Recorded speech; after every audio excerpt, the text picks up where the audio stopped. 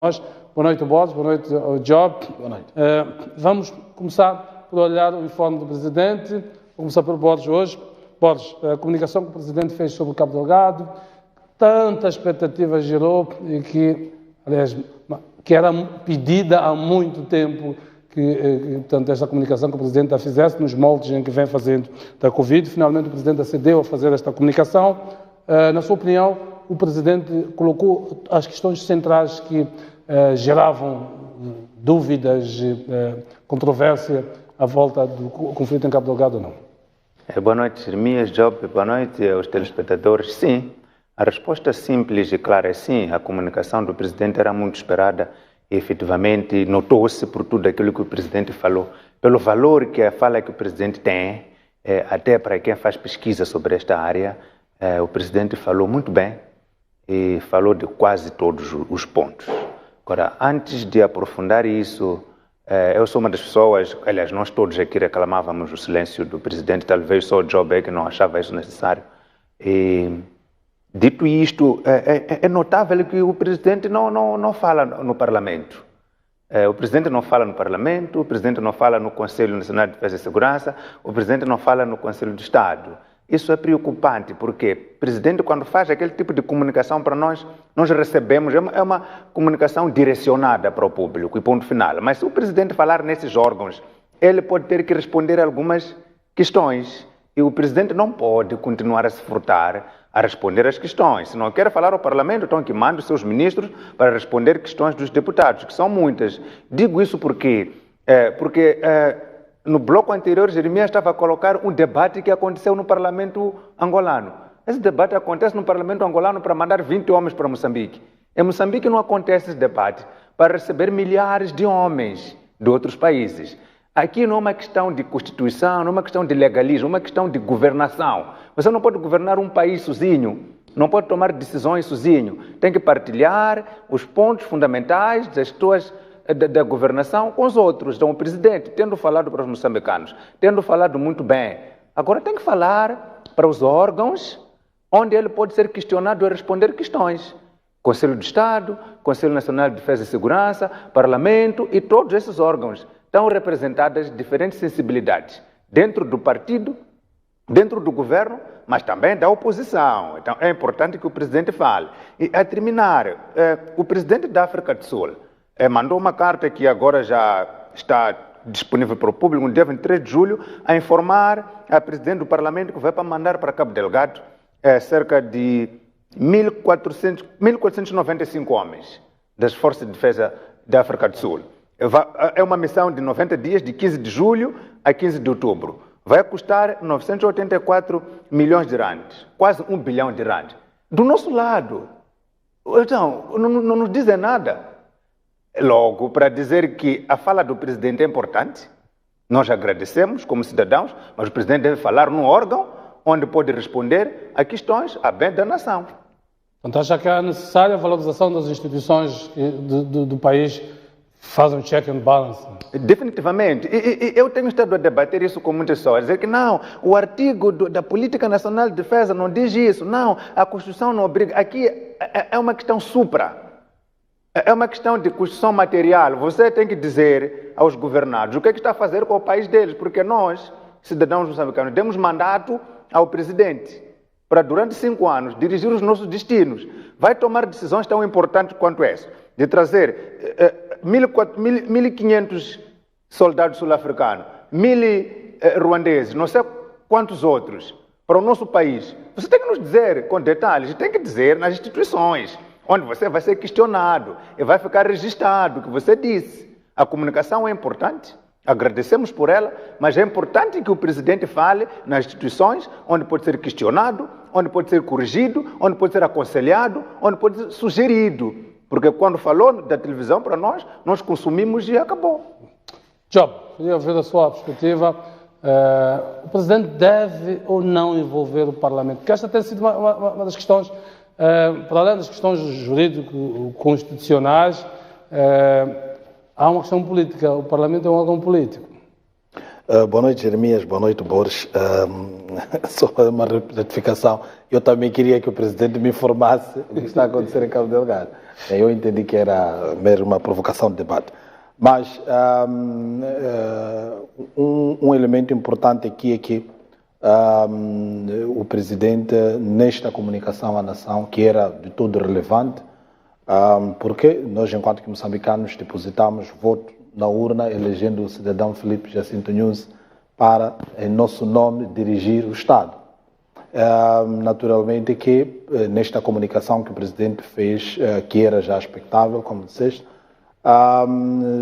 é como, naturalmente, vamos lá, a consequência das informações que ele, em princípio, segundo informações que tenho, ia passando para os demais órgãos que nós estamos aqui a exigir, como o Conselho de Defesa, o Conselho de Estado, etc., e os outros órgãos de cariz político também que o presidente ia comunicando, porque, se estamos lembrados, a questão da vinda das tropas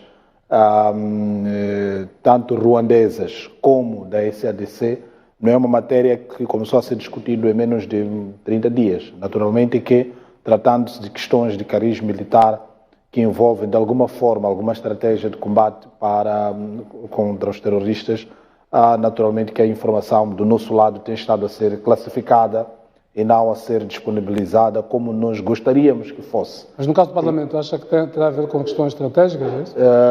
Ia chegar lá. Então, eu acho que na comunicação, se nós formos a olhar, o presidente na comunicação faz menção, apresenta uma espécie de um relatório daquilo que ocorreu desde que este ataque começou e depois daquilo que são as decisões que o governo tem deixado a tomar para debelar este ataque.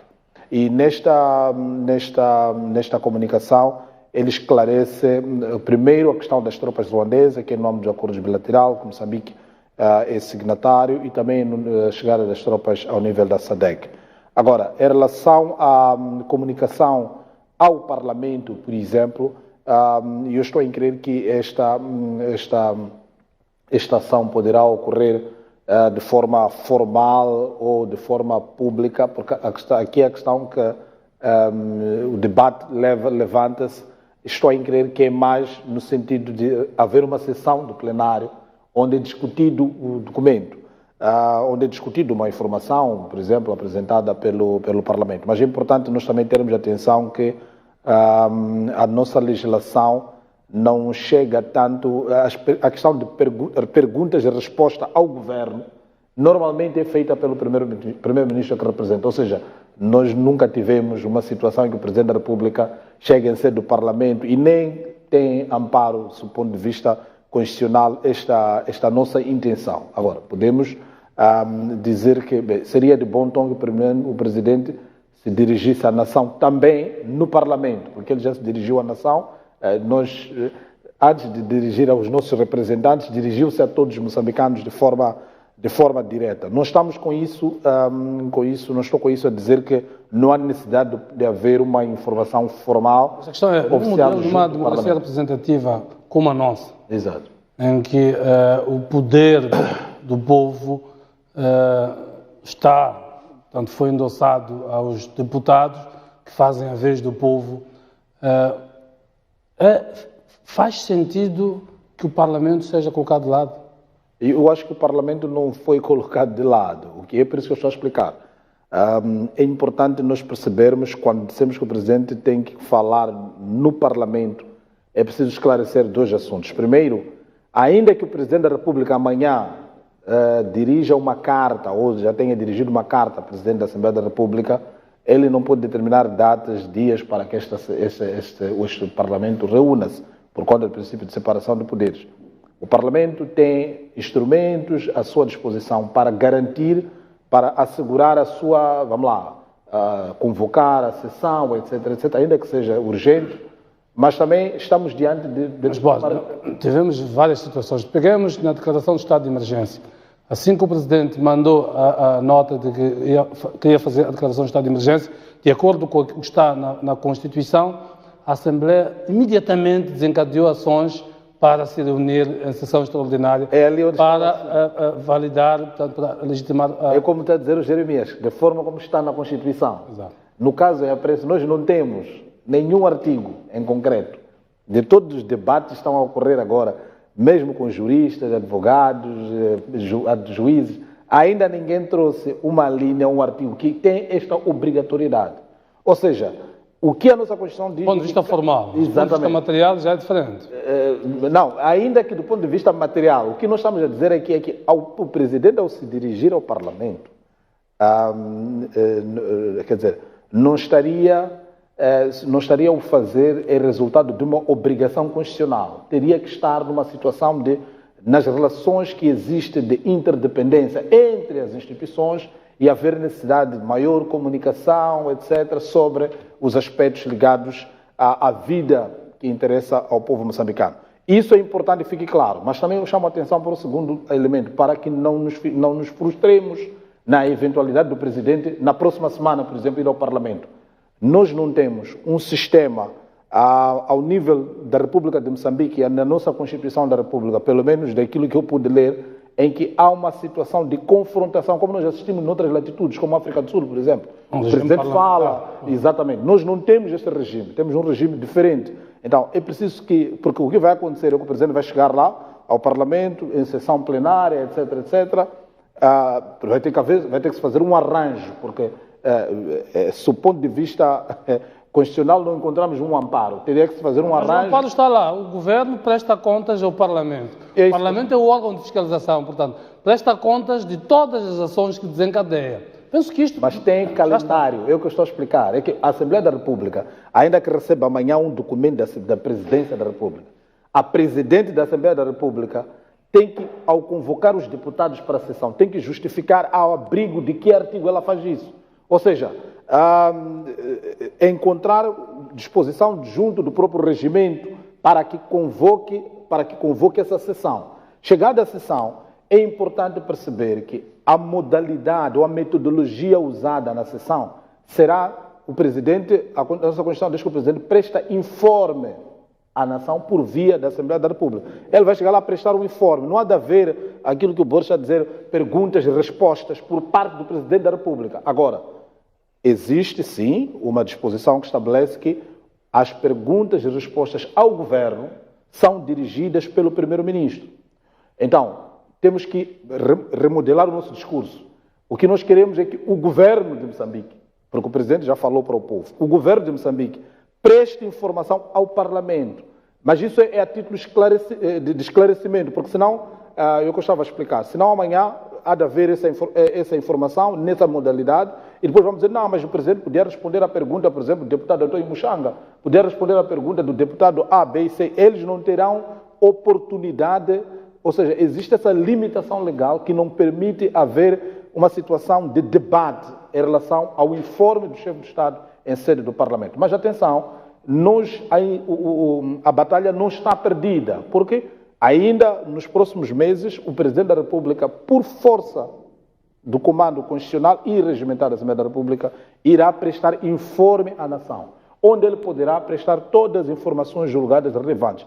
Porque é importante que as pessoas percebam uma coisa, quando um determinado órgão que tem determinados direitos delega esta competência para um outro órgão, quando este órgão está a exercer essa competência, não pode se queixar de usurpação de competência. Vou dar um exemplo mais prático.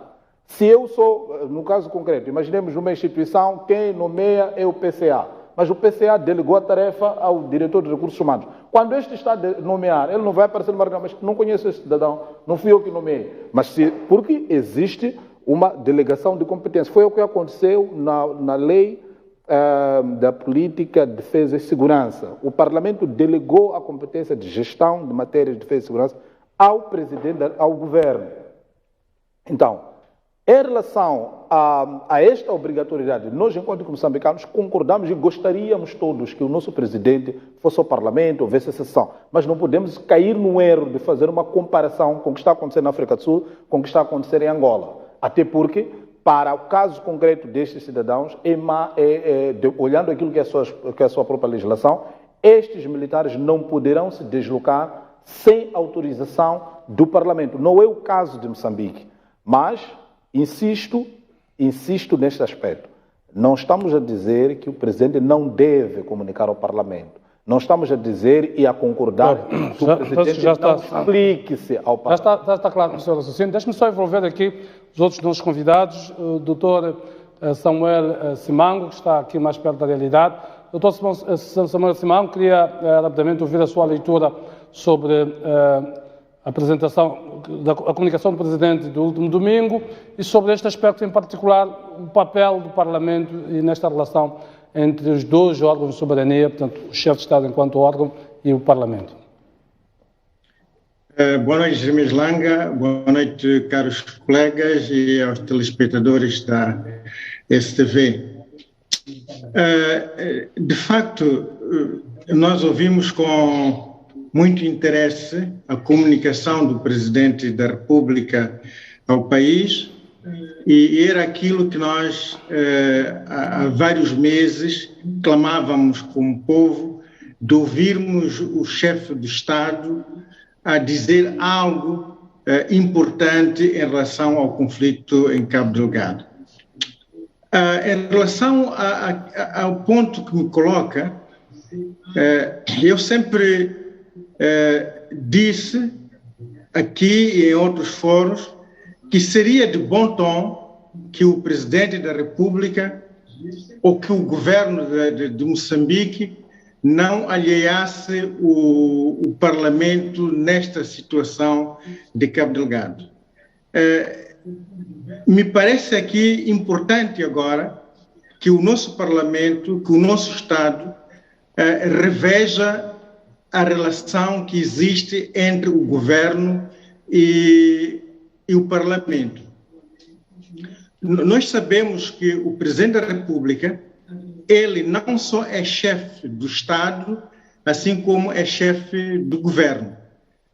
Portanto, quando ele delega o primeiro-ministro ao Parlamento para falar dos assuntos, das realizações do governo, ele tem a consciência que o governo deve prestar contas ao Parlamento. Daí eu achar que seria de bom tom. É certo que juridicamente anda aqui uma série de armadilhas, uma série de lacunas, mas o Presidente da República, como pessoa, como cidadão deste país, precisa de entender que nós temos um Parlamento e que este Parlamento representa os moçambicanos, representa as várias facções de Moçambique, representa os vários interesses de moçambicanos. E eu até era de opinião que o Presidente da República, como presidente de todos nós, pudesse pensar, em algum momento, reunir com os partidos políticos, com as lideranças dos partidos políticos, porque nós sabemos que os partidos políticos também representam ideias, representam pessoas, representam objetivamente algum pensamento político em Moçambique. Fazer consultas como vemos noutras democracias, é isso que está a sugerir, não é? Fazer consultas aos líderes dos partidos políticos como vemos noutras democracias. É evidente que isto pode ser feito. Constitucionalmente, o Presidente da República não é obrigado a fazer isso. Mas nós temos que ter em conta que este assunto de Cabo Delgado, assim como outros assuntos que o país tem enfrentado, precisam da união de todos. Nós precisamos, neste momento, que os partidos políticos, as outras forças vivas da sociedade, possam estar envolvidas neste problema de Cabo Delgado. Portanto, o Presidente da República não perderia nada, humildemente falando, não perderia nada em reunir com o Presidente da Renam, reunir com o Presidente do MDM, que são partidos com assento parlamentar, e discutir com eles os assuntos do país. E este assunto é tão importante porque agora está a envolver a vinda de tropas estrangeiras no nosso solo pátrio. Neste momento, nós podemos dizer que a nossa soberania está beliscada. Nós podemos dizer que não, nós continuaremos a estar adiante, nós somos aqueles que vão dirigir, mas a nossa soberania está beliscada. Estando beliscada a nossa soberania, era importante que um órgão soberano, um órgão de soberania, como é o caso do Parlamento, fosse respeitado, que não fosse menorizado, que não fosse um órgão que se achasse a leste daquilo que acontece. E eu entendo o que diz o Dr. Job, esse emaranhado todo jurídico, mas em algum momento nós temos que ser politicamente indivíduos que sabem que este país é de todos nós.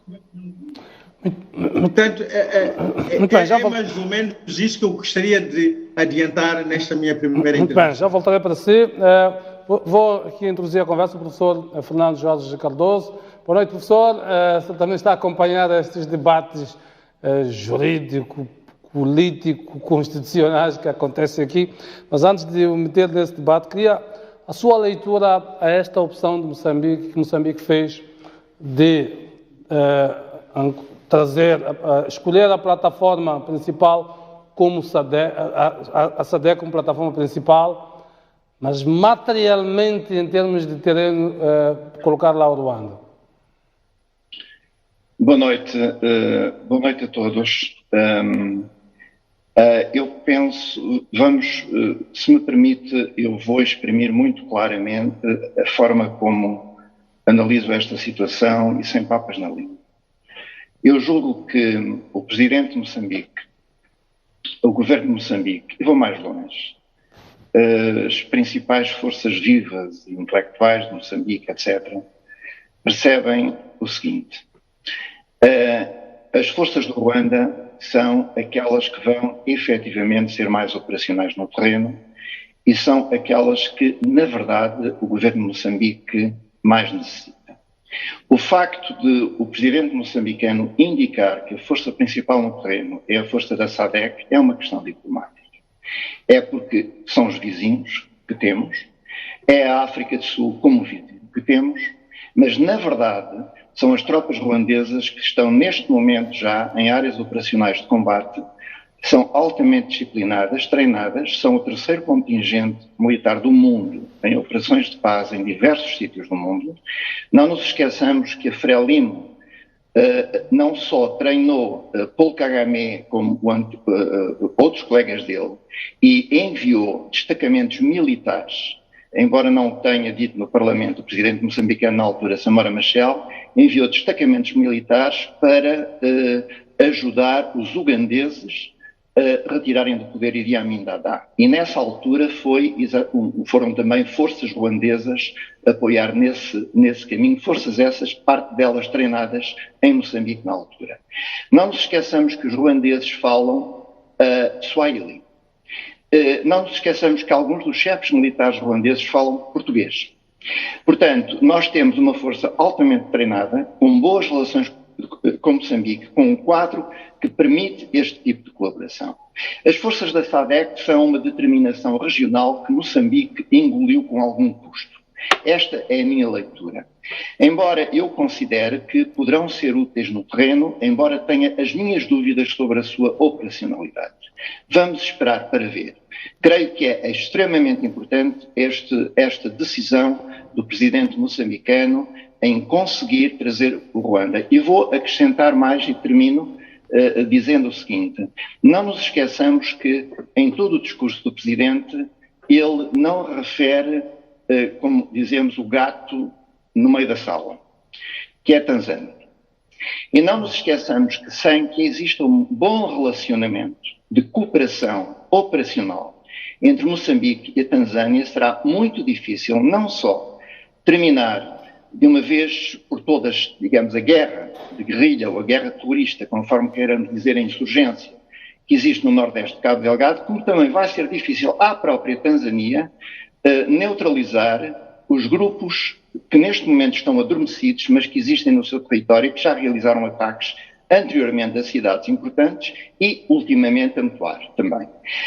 Então, os contactos que o presidente moçambicano e aquilo que ele refere do apoio que tem do Quênia, do Uganda e, muito mais diretamente, do Ruanda, são bastante importantes do ponto de vista, na minha maneira de ver, do ponto de vista de engajar a Tanzânia num esforço comum de natureza regional para pararmos com estas manifestações de grupos terroristas de natureza sectária que utilizam preceitos religiosos para se reclamarem de islâmicos e que não são aceitos pela comunidade islâmica em sítio nenhum do mundo, incluindo em Moçambique. Professor, quero começar por esse ponto.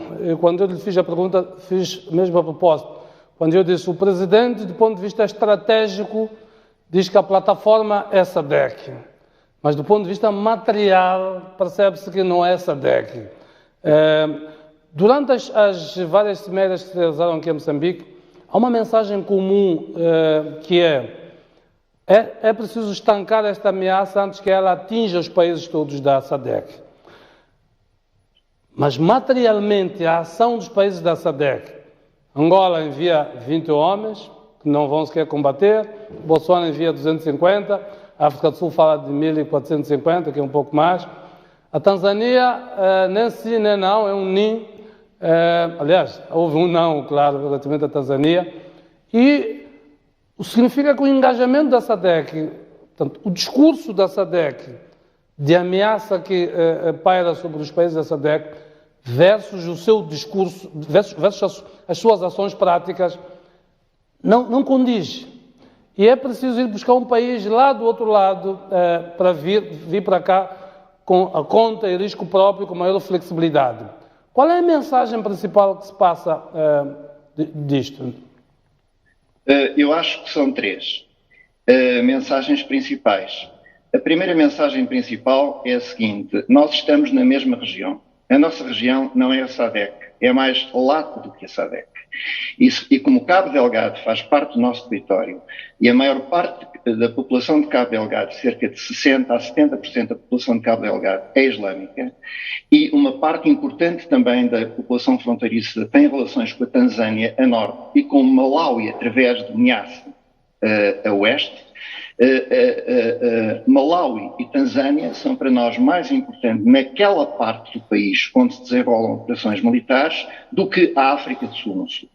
A África do Sul é mais importante para Moçambique do ponto de vista das relações económicas e, acrescentarei, do ponto de vista da situação interna na África do Sul. A razão pela qual não estão cá 1.400 soldados da África do Sul, nós sabemos qual é. É porque as Forças Armadas da África do Sul estão mobilizadas para resolverem os desacatos internos, incluindo os reservistas. E a razão pela qual os outros membros da SADC não estão a enviar para cá forças, nomeadamente o Zimbábue, que seria bem-vindo pelas relações, bem-vindo pelo governo moçambicano, pelo presidente moçambicano, devido às relações anteriores existentes, o Zimbábue não está a conseguir enviar, vai enviar seguramente, mas não está a conseguir enviar com rapidez forças combatentes por razões financeiras, porque o Zimbábue está falido. É um problema orçamental. E enquanto que o presidente francês, antes do Ruanda enviar os seus primeiros destacamentos, digamos, para supervisarem o terreno, quando o presidente francês passou por Kigali, não passou unicamente para normalizar o relacionamento entre Ruanda e a França. Passou também para, de alguma maneira, garantir ao Ruanda algum tipo de esforço financeiro relativamente ao esforço que o Ruanda está a fazer em Moçambique. Porque para a França é importante que a situação de segurança no norte de Cabo Delgado seja resolvida por causa da Total e do canal de Moçambique. Muito bem, já voltarei, professor, para si. Coloco esta questão a questão que eu colocava da SADC, terra a terra, sem diplomacia. Os diplomatas podem falar em diplomacia, nós somos jornalistas e temos de comunicar as coisas. Ou seja, a SADC é apenas uma plataforma, mas quem vai a aposta são outras forças. Digo isto, olhemos para o tipo de apoio que está a vir. Os países limítrofes de Moçambique, a Zâmbia, está em silêncio. Malawi está em silêncio. O Zimbábue fala-se, mas ainda não agiu. Se formos para a costa oriental, temos as Madagascar, as Maurícias, nem sequer parecem fazer parte desta plataforma. A Tanzânia já disse que não vai enviar tropas e até nos devolve os nossos refugiados. E que mensagem é... E depois ainda o ciúme quando o Ruanda manda as suas tropas. Podemos falar das questões de logística, mas está-se a falar, a primeira semana da SADC realiza-se em março, se não estou em erro, aqui em Moçambique.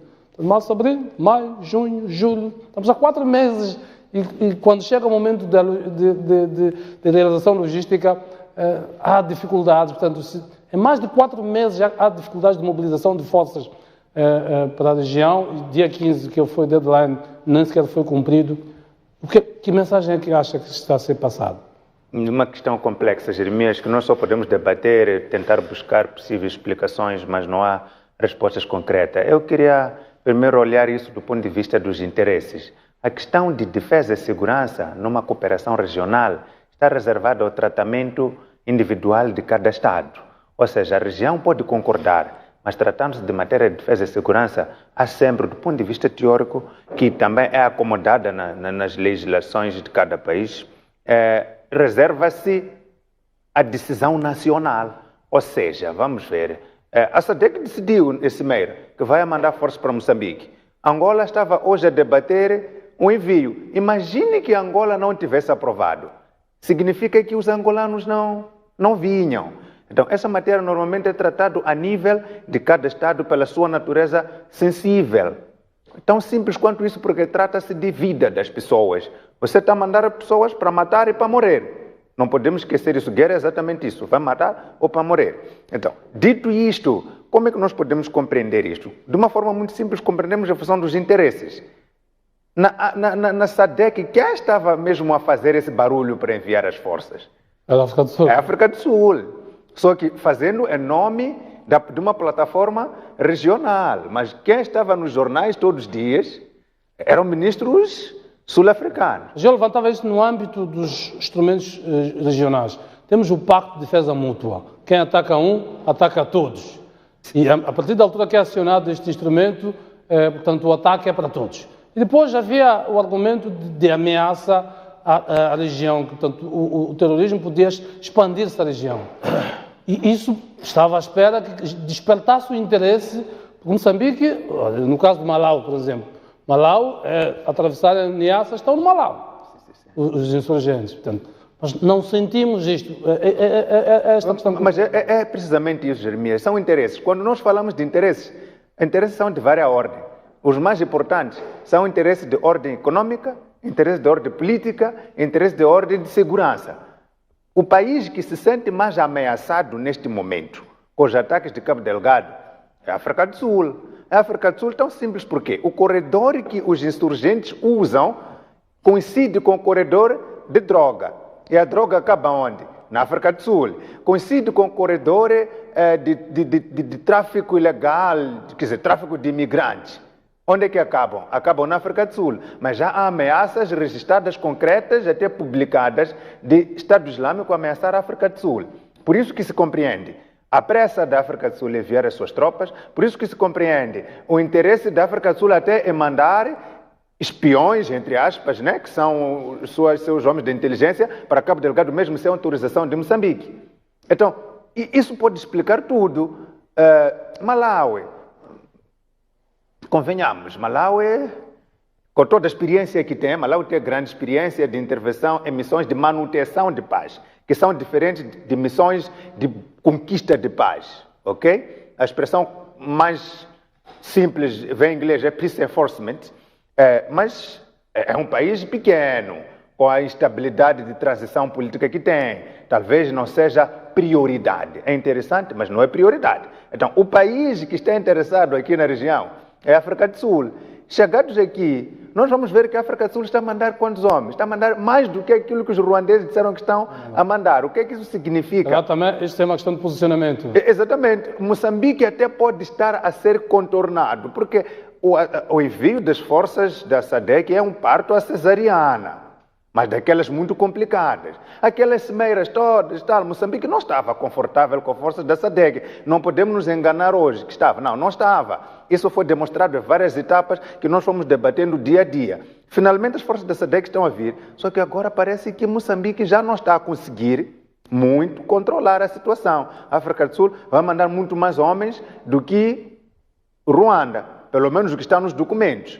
Esses homens vão para Cabo Delgado. Uma vez no terreno, eles vão realizar duas missões. Ajudar Moçambique a combater a insurgência, mas buscar informação para o seu próprio Estado e, em terceiro lugar, tentar debelar uma ameaça fora das suas fronteiras. É muito mais fácil matar a cobra lá no mato do que deixar ela entrar dentro de casa. Então, eu penso que isso se explica um pouco por aí. Agora, com tudo isso dito, Jeremias, eu não quero recuar no debate. Mas eu queria comentar o que o Job está a fazer. O Job está a trazer questões muito complexas. Porque a lei não diz, não, a lei porque o presidente, iria o presidente. Não, o que nós estamos a dizer, presidente da República, manda o seu governo para o Parlamento para reformar os moçambicanos.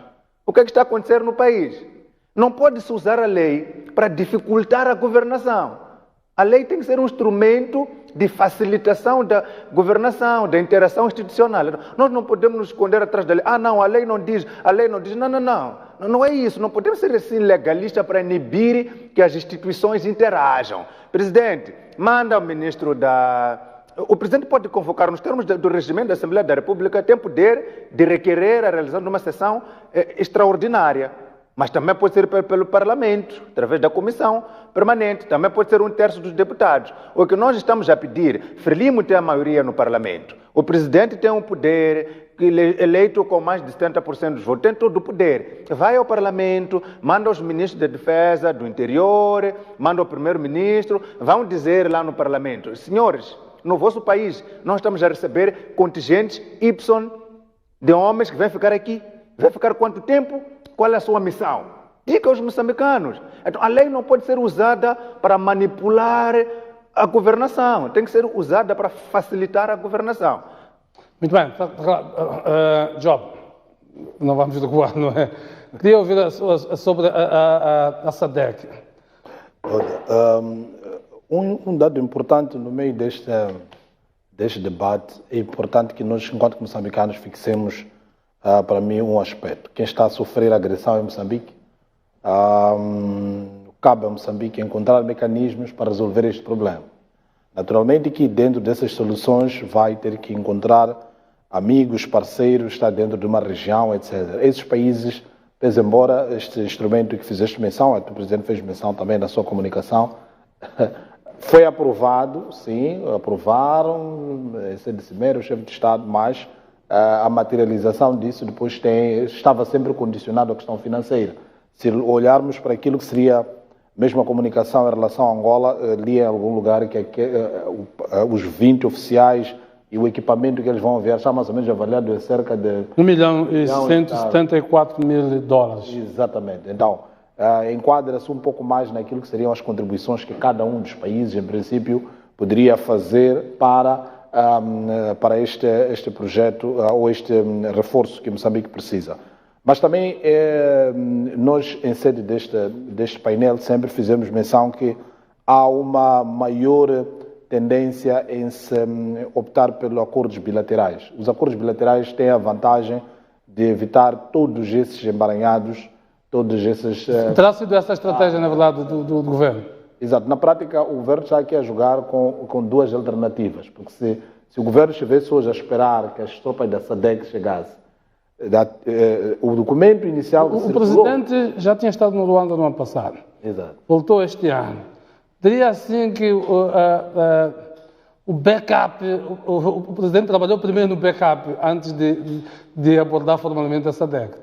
Não, formalmente a SADC já tinha sido abordada, porque logo que iniciou o primeiro tiro, em princípio, à luz desses instrumentos, a SADC está, porque eles têm informação. Mas a questão é que nós temos que perceber o seguinte, é que, pese embora há uma vontade de alguns dirigentes sul-africanos de se fazer presente em solo moçambicano, mas isso não termina, não acaba ali na vontade. É preciso obedecer os instrumentos que existem ao nível daquele país.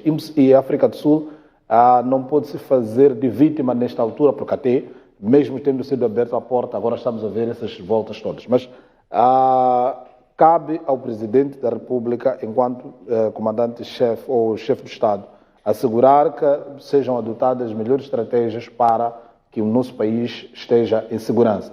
Naturalmente que tanto o Ruanda como a opção pelo apoio americano, tanto como português para a formação, etc. Porque antes, para além só do confronto militar, é importante assegurar que, porque essas tropas não vão ficar aqui de eternas, é importante que as nossas também estejam a ser naturalmente formadas, e esse exercício já vem ocorrendo. Naturalmente que há informações que não estão totalmente disponíveis para nós, porque, por razões das matérias que estão sendo tratadas.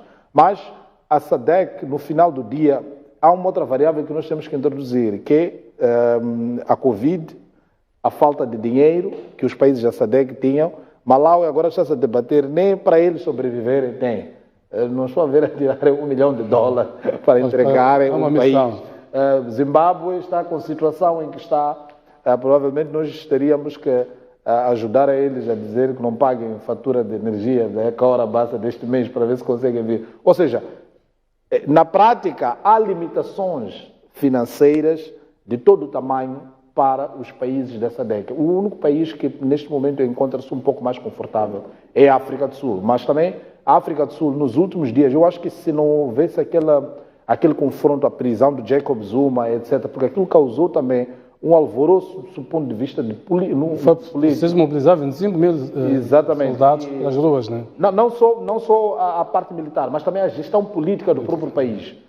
Existem pessoas que não concordaram com aquela forma de ser. Então, estas variáveis, em algum momento, jogaram um pouco a desfavor, na minha opinião, mas também está muito associada à questão do interesse, estava a dizer o Boris, porque, por mais bons que sejam os nossos vizinhos da SADC, eles não teriam não teriam ganhos, né? Não teriam, do ponto de vista material, assim, financeiro, a início podiam não ter ganhos, mas é importante que haja consciência que a questão do terrorismo, nós estamos a dizer que os terroristas que estão em Cabo Delgado vêm alguns das regiões dos Grandes Lagos, etc., começam a descer para esses países onde estão a passar. Nada garante que eles não estão a criar células lá que depois podem causar problemas.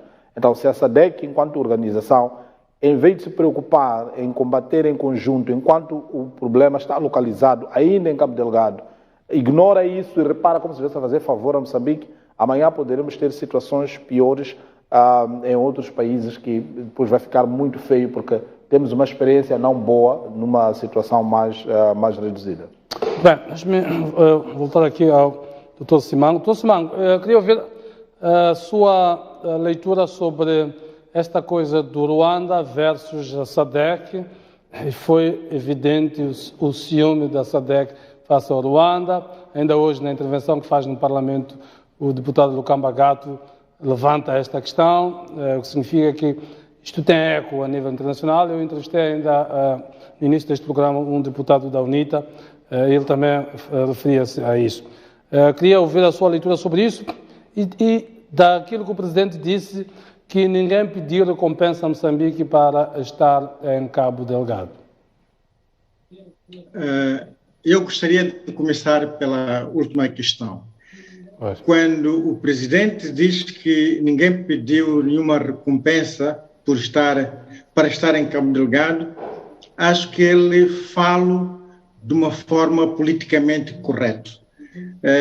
Porque eu não acredito que o Ruanda, a África do Sul, o Zimbábue e todos os outros não tenham algum interesse no conflito em Cabo Delgado. Esse interesse hoje pode parecer um interesse obscuro, um interesse não confessado, mas há sempre um interesse. Eu ali não gostaria de discordar com o Sr. Presidente, mas ele mesmo sabe que qualquer um destes intervenientes no conflito em Cabo Delgado tem algum interesse. Nem que esse interesse seja de orgulho, seja o interesse de de colocar o país na arena internacional como um país valioso. Portanto, há sempre algum interesse. E os interesses que existem, nós iremos conhecer mais tarde. Em relação a este ciúme que se diz em relação ao Ruanda, eu acho que é normal. É normal quando os países da SADC, que julgavam que teriam maior protagonismo na situação de Cabo Delgado, sentem que o seu protagonismo é inferior em relação ao do Ruanda. Recordemos que o Presidente da República, na sua comunicação, fez menção de Ruanda como um país com experiência na luta contra o terrorismo, um país com uma disponibilidade imediata. Politicamente, isso tem um significado muito forte. Quando a África do Sul é colocada do lado esquerdo, como se fosse um país que não tem experiência no combate ao terrorismo, e que existe esse país, que é o Ruanda, que tem experiência no combate ao terrorismo, é sintomático que, de fato, o Ruanda, neste conflito, vai ser a parte mais operativa em relação aos países da SADC. Jeremias, eu gostaria de trazer aqui um assunto. Muitas vezes se diz que o problema que nós temos com a SADC é a cooperação ou as relações multilaterais versus o Ruanda, relações bilaterais. Acredito eu que não é verdade que sempre que nós estamos em presença de relações multilaterais, o envio das tropas é lento. Depende muito da vontade dos atores, depende muito da vontade do país que vai receber as tropas, uma vez que as tropas da SADC não estão a vir invadir Moçambique. Há todo um procedimento que deve ser obedecido e esse procedimento pode não ajudar que a presença das tropas seja célere. E fala-se muito também do Pacto de Defesa Mútua. O Pacto de Defesa Mútua que existe na SADC não é comparável ao Pacto de Defesa Mútua que existe na NATO, por exemplo. O nosso Pacto de Defesa Mútua é um pacto débil, é um pacto que não é um pacto forte, tomando em consideração que a SADC é uma organização que primordialmente não é uma organização de defesa, não é uma organização militar, é uma organização que foi criada para objetivos claros, que é o desenvolvimento da África Austral, e na sua gênese nós sabemos que era em função da África do Sul, que não fazia parte, e que era um regime a combater. Portanto, a questão da defesa na SADC não é prioritária, é uma questão secundária. Sendo secundária, evidentemente que a mobilização das tropas para qualquer combate em qualquer país não vai ser célere como se tratasse de uma organização puramente militar como a NATO. Portanto, o problema aqui não é da relação multilateral, mas sim dos objetivos primários que a SADC tem. Muito bem. Professor, vou agora volto ao professor Fernando Jorge Cardoso. Pedia-lhe o seu comentário a esta frase dita pelo Presidente, esta ideia de que, sobre a recompensa, de que ninguém pediu recompensa a Moçambique para estar em Cabo Delgado, que tipo, relativamente aos interesses, já falou dos interesses da França, que estará por detrás das tropas do Ruanda, mas também o Presidente referiu-se à questão dos atritos, que está salvaguardado para que não haja atritos e divergências entre as forças no terreno sabendo-se desta animosidade entre as forças sul-africanas e as forças do Ruanda, como é que se salvaguarda isso? Depois, uma questão que toda a gente se levanta, 3 meses é um prazo suficiente para vencer e ou debelar uma insurgência que dura há 4 anos e fragilizou o nosso território. O que é que sucede depois de 3 meses? Muito bem. Vamos começar pelo fim. 3 meses é uma figura de retórica. Neste momento, o engajamento do Ruanda, o interesse do ponto de vista da análise e da informação que eu tenho, em primeiro lugar, os presidentes não falaram em 1.100 homens, falaram no dobro. Ou seja, eu não ficarei absolutamente nada admirado se, caso seja necessário do ponto de vista do terreno, o Ruanda engaje mais forças. Isto em primeiro lugar. Em segundo lugar, a França não está por trás do Ruanda. Vejamos a personalidade de Paul Kagame. Paul Kagame é um dos principais líderes africanos e pretende afirmar-se e afirmar o seu país como um país moderno, que se desenvolve e que expressa uma posição digamos, de responsabilidade, de poderio, de organização em termos de África. Ele, nos seus discursos, nas suas ações, independentemente de também ser criticado por algum tipo de atitudes autoritárias, o que é um facto é que este é o interesse do Ruanda. Este interesse do Ruanda entronca com o seguinte: o Ruanda faz fronteira com a zona do nordeste do Congo. É na zona do nordeste do Congo que está situado o Soi-disant, peço desculpa por este francisismo, o chamado centro operacional do chamado Estado Islâmico. E foi através de um ataque das forças congolesas em 2019 a esse centro operacional que uma parte das forças que lá estavam entram na Tanzânia, vêm para o sul da Tanzânia, se juntam aos seus colegas de crença ideológica no nordeste de Moçambique e originam um avanço impressionante das ações terroristas no final de 2019 e nos inícios de 2020. Portanto, o Ruanda tem interesse em estar presente em Cabo Delgado, porque estando presente em Cabo Delgado ele está a combater o mesmo inimigo que lhe está às portas. Portanto, não é só, digamos, por solidariedade com Moçambique, é também por uma decisão de afirmação no continente africano e internacional e também por interesses de natureza que têm a ver com o tipo de guerras. E este tipo de guerras, se nós olharmos para os outros tipos de guerras que estão em Moçambique não é caso único, nem é um caso que se diferencie muito de outros tipos de guerras que invocam princípios religiosos para depois procurar uma mudança de natureza civilizacional, ideológica e forçando as pessoas pela violência. Isto não se passa só em Moçambique. Antes de começar em Moçambique, começou em muitos outros sítios e no caso africano, é por isso que eu digo, a nossa região do ponto de vista militar não é SADC. A nossa região do ponto de vista militar hoje é a Tanzânia, o Malawi, não porque o Malawi nos possa ajudar, mas porque o Malawi é um Estado quase falhado.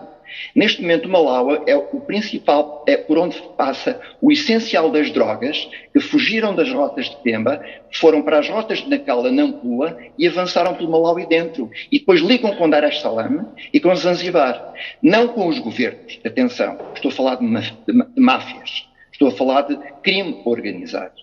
E aqueles que usam isto sabem muito bem que o crime organizado vê com muitos maus olhos a existência desta guerra em Cabo Delgado, porque chama as atenções de países que têm capacidade de intervenção e já mostraram anteriormente que têm essa capacidade de intervenção, como por exemplo os Estados Unidos da América, que não vai intervir. Mas, de qualquer maneira, tem essa capacidade de intervenção. Portanto, o que eu quero dizer aqui é que, para Moçambique, o principal parceiro é o Ruanda, e para o Ruanda, a guerra em Cabo Delgado é um prolongamento de um combate que o Ruanda também tem relativamente às suas relações com o Congo e com o Nordeste do Congo. Um parênteses, as relações entre Ruanda e Angola não são boas. não são boas desde que Ruanda e Angola se aliaram, juntamente com Uganda, para derrubar Mobutu Sese Seko e instalar no poder Joseph Kabila. Após isso, os ruandeses tiveram que retirar de Kinshasa e foram as tropas angolanas que assumiram a principal função de apoio ao Joseph Kabila e depois ao seu filho. Portanto, o relacionamento entre Angola e Ruanda não é muito bom. Não quer dizer que eles andem à guerra, até porque estão separados, mas aquilo que aconteceu no Congo afastou-os. Em segundo lugar, vamos ser claros, o relacionamento entre Moçambique e a África do Sul não é bom. O relacionamento entre Moçambique e a África do Sul não era bom durante o apartheid. Foi bom depois da independência até os acordos de Ntomati. A partir do momento em que o governo de Samora Machel expulsou de Moçambique a liderança do ANC e fê-lo de uma forma pouco elegante, o relacionamento com o ANC piorou entre o ANC e a Frelimo. Isto por um lado. Por outro lado, eu sou desse tempo, alguns, provavelmente, dos nossos espectadores e dos participantes também são desse tempo, em que nós em Moçambique dizíamos que Moçambique tem duas metrópoles. Tem Portugal, no tempo colonial, Portugal e a África do Sul, porque a África do Sul tinha suplantado, na altura da independência de Moçambique, tinha suplantado do ponto de vista económico e de interesses comerciais o posicionamento que Portugal tinha. E continua a ser o principal parceiro comercial e económico de Moçambique e aquele para quem Moçambique tem que olhar com muito cuidado. Termino dizendo o seguinte: a experiência da África do Sul em envolvimento fora do país, do ponto de vista militar, é um desastre total e completo.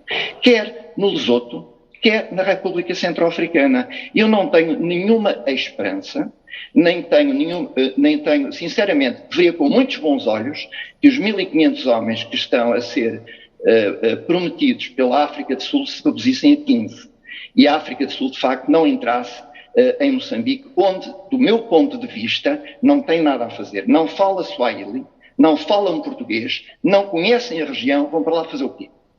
Não é? E eu acho que as forças moçambicanas que estão a começar a ser treinadas e a ser muito mais operacionais, com o apoio da operacionalidade das forças ruandesas, que, como eu disse há bocado, falam Swahili e muitos dos comandantes falam português, neste momento nós estamos a ver que em poucos dias houve recuperação de pontos estratégicos e militares muito importantes. Portanto, eu creio que a jogada do Presidente da República é, por um lado, diplomaticamente, dizer que sim à SADC, mas no seu íntimo a esperar que a SADC lá esteja. Como português, no último programa em que eu fui convidado por si, eu disse uma coisa que se concretizou e gostava de a relembrar. Era muito importante que a SADC não só assumisse uma posição de apoio a Moçambique relativamente à guerra terrorista em Cabo Delgado, como avançasse, digamos, com ações concretas no terreno. Para quê? Para que a União Europeia destravasse ou desencravasse, digamos, as opiniões contrárias ao apoio militar a Moçambique. Isso foi desencravado, nós vamos ver nos próximos meses, e eu penso que as ações de formação, as ações logísticas que podem ser dadas pela União Europeia, principalmente por Portugal, que não vai ter forças no terreno a combater, contrariamente àquilo que a África do Sul quer fazer, e faz muito bem Portugal, do meu ponto de vista, vão ser importantes. E os que vão ser mais importantes a prazo vão ser, e estão a ser, e vão ser, como disse o Presidente. Eu aqui posso discordar do Presidente relativamente a muitas coisas que se passam em Moçambique. Mas nós temos que fazer uma diferenciação entre Estado e Governo. Nós podemos condenar a atitude do Governo. Aliás, quando a guerra começa em Cabo Delgado, o Governo estava a ser criticado, não só por causa das dívidas ocultas, mas por causa de um conjunto de negociatas feitas por pessoas proeminentes da praça, em Moçambique, que saíam nos jornais moçambicanos, que eram discutidos nas redes sociais moçambicanas. Agora, nós temos que ter uma noção, em termos de análise, que uma coisa é o Estado e a integridade do Estado estar a serem postas em causa, mais uma questão de modelo civilizacional, aquilo que os grupos que estão a atuar em Cabo Delgado e que não apresentam reivindicações, o que fazem na prática é o que estão a fazer noutros sítios, que é imporem uma ideologia e uma forma de procedimento e de vida em conjunto que não é a vida do Islão em Moçambique. Não é a vida das populações muçulmanas que eles estão a massacrar em Moçambique, independentemente dos erros de governação de Moçambique. Portanto, o Estado moçambicano e o Presidente da República de Moçambique, do meu ponto de vista, fizeram uma jogada estrategicamente importante em conseguir que o Ruanda se interessasse e se empenhasse nesta guerra. E creio que o Ruanda, conjuntamente com as forças moçambicanas, que estão a começar a receber treinamento e a ter uma capacidade operacional muito maior, são mais que suficientes para resolverem o problema militar em Cabo Delgado. É a minha opinião. Professor, muito obrigado. Volto aqui aos meus panelistas. Eu coloco esta questão da recompensa que é colocada pelo Presidente, que não há ninguém pediu uma recompensa. Queria a sua leitura sobre isso. E sobre este prazo de 3 meses. Fim dos 3 meses, o que é que sucede? As experiências pelo mundo de intervenções, nenhuma delas honrou os prazos. Ainda agora, os Estados Unidos saíram de bandada do Afeganistão e voltaram a entregar aquilo aos talibãs que estão a cercar praticamente Cabul. O que é que acha que pode suceder ao fim de 3 meses? 3 meses é um prazo indicativo para confortar politicamente os países que enviam as tropas e os moçambicanos aqui que estão na dúvida de que possa estar aqui uma força ocupacionista por muito tempo. Bom, em relação à primeira questão, quando o presidente diz que a ajuda Ruanda não tem preço, é uma solidariedade, o que ele está a dizer é que Moçambique não vai pagar dinheiro, mas não quer dizer que as forças ruandesas vieram cá por caridade. Não, isso não existe. Como o professor estava a explicar muito bem, Ruanda deve ter seus próprios interesses que os fizeram vir para aqui. Essa é a primeira coisa. A segunda coisa é que alguém deve estar a pagar, porque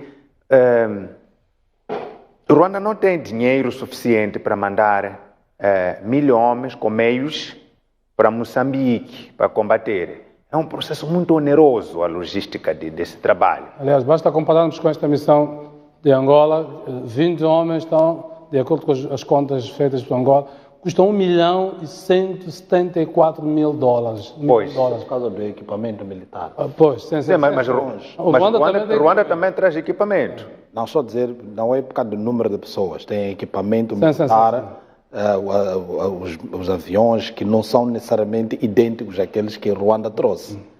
Bom, seja como for, mandar 1.000 homens para combater em Moçambique, de Ruanda para Moçambique, não deve ser nada barato. Há de ser mais caro de $1 milhão. São muitos milhões de dólares. E a África do Sul está a mandar por 1 bilhão de rands para 3 meses.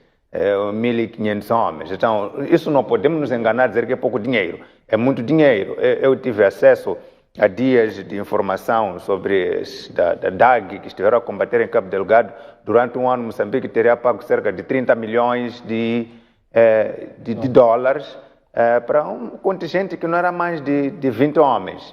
Helicópteros recondicionados, convertidos de civis para militares. Então, é muito dinheiro. Então, alguém deve estar a pagar. Essa é uma questão muito fundamental.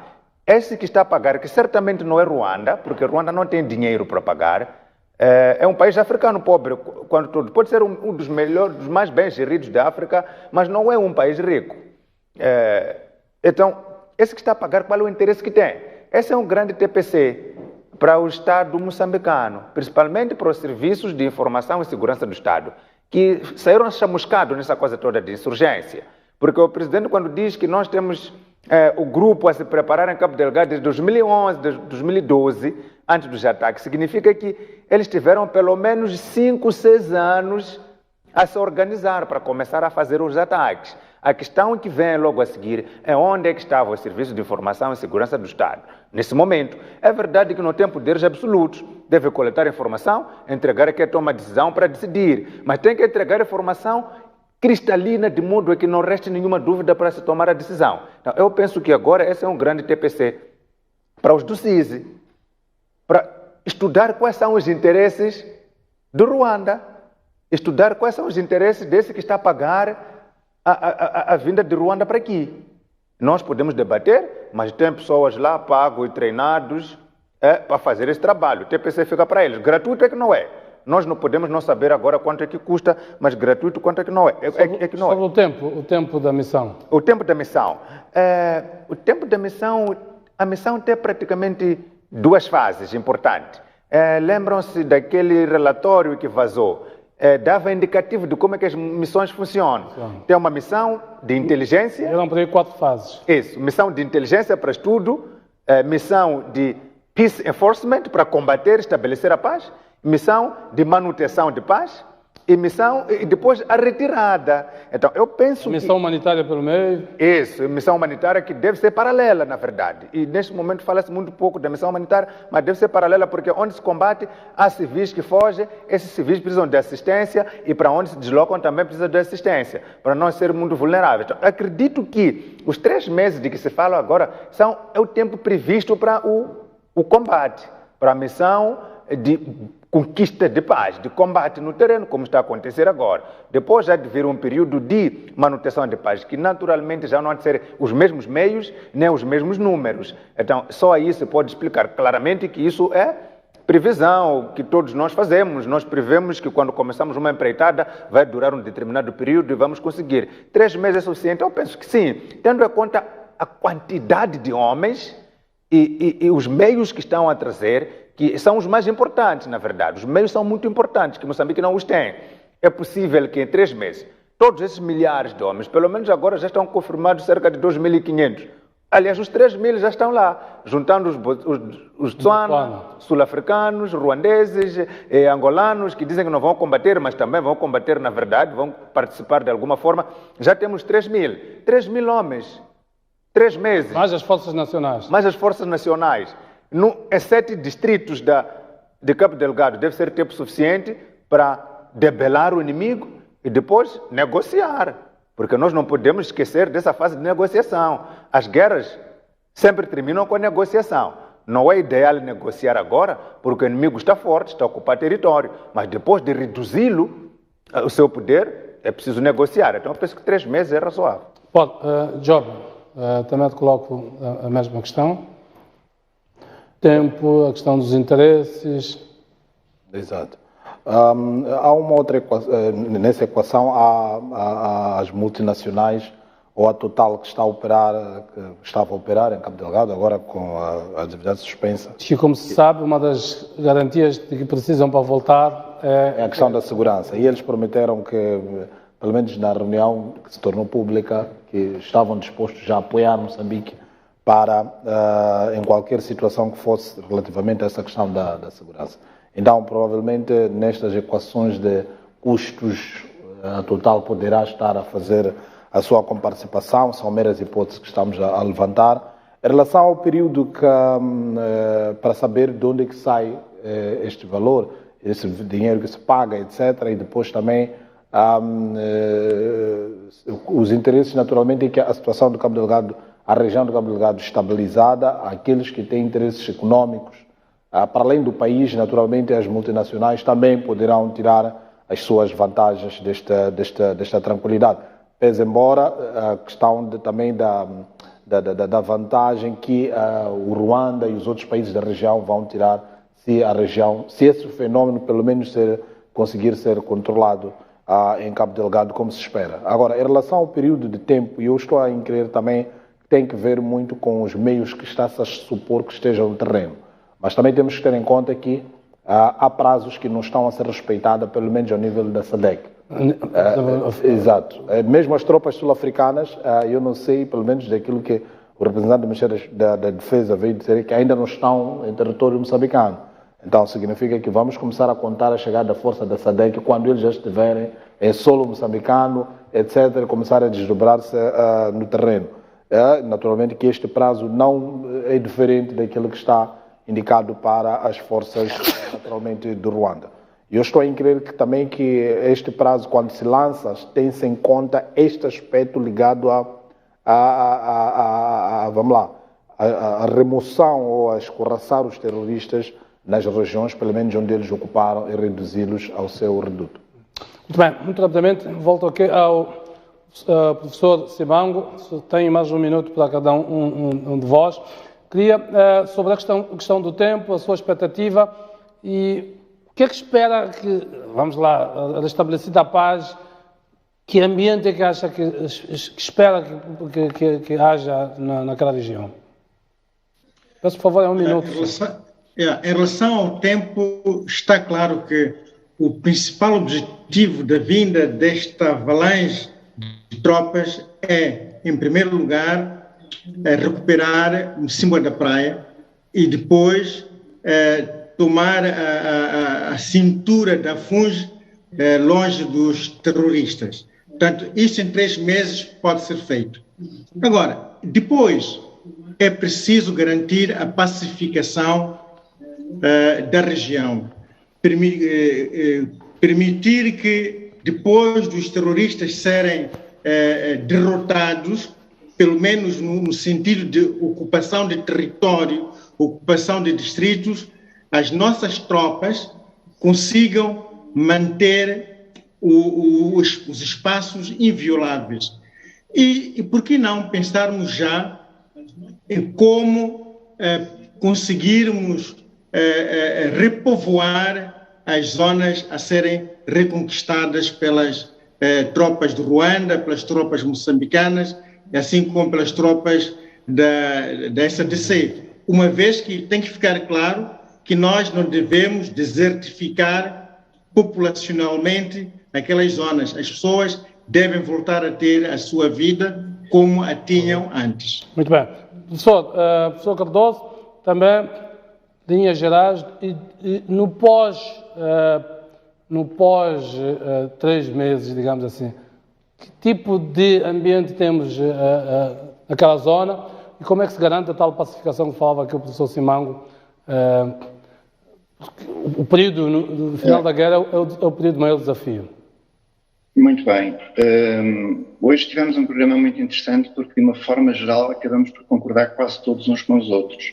Eu acrescentaria o seguinte: eu creio que esta guerra não acaba se não houver um forte empenhamento para reestabelecer um relacionamento operacional e bom com a Tanzânia. A Tanzânia, para mim, é a chave do futuro, do ponto de vista de guerra em Cabo Delgado e provavelmente no Niassa. E aí é muito importante o envolvimento também do Ruanda, é muito importante o envolvimento que o Presidente também referiu, en passant, de passagem, do Reino Unido.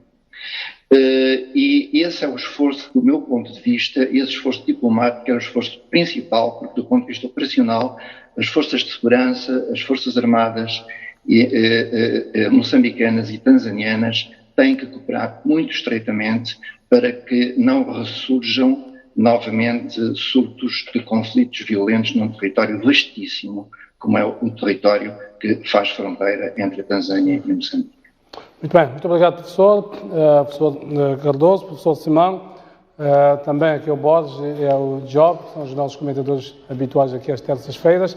Assim que nos acompanhou, nosso muito obrigado. A noite informativa termina aqui.